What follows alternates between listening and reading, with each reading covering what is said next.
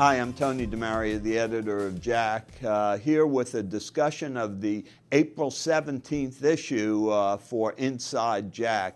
And the first paper I'd like to tell you about in that issue deals with aortic stenosis and the potential role of bisphosphonate therapy in reducing the progression of aortic stenosis. Now, we've all come to appreciate that aortic stenosis is really an inflammatory process, and it involves a fair amount of calcification. And so it was reasonable to believe that bisphosphonates, by virtue of acting in the same pathway that statins act in terms of lipid accumulation, and also for their positive role in reducing the efflux of calcium from bone, might reduce the inflammation and the calcium uptake of stenotic aortic valves.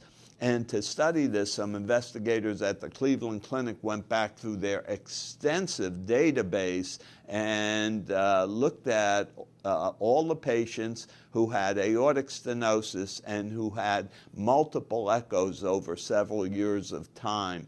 And they did propensity matching to try to match the patients up between those who received bisphosphonates and those who did not.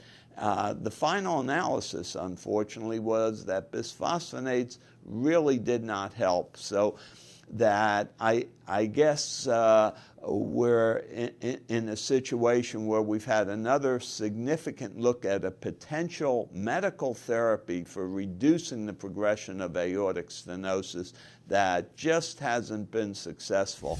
A second study deals with how we assess the effectiveness of treatment in patients with acute decompensated heart failure. And the classic endpoint has been dyspnea, which is very subjective, difficult to blind. And so a study was performed to see if the measurement of peak expiratory flow rate would be superior.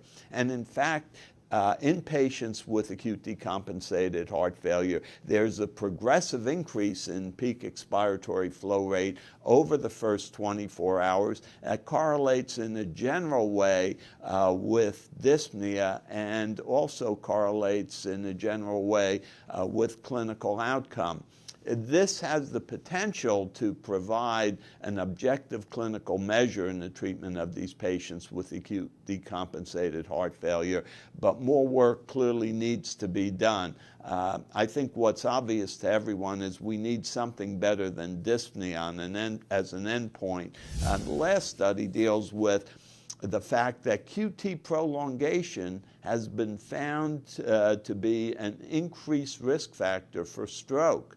And in this paper, which was a sub-study of the REGARDS trial, they found about a 67% increase in the hazard risk for having a stroke if your QT was prolonged. That's a corrected QT, of course. And I think the real implication here is, with the plethora of drugs that are entering the marketplace that have the potential to increase QT, we have to be very, very careful in regard to patients with stroke. Lots more interesting data in the April 17th issue. For Inside JACC, I'm Tony DeMaria.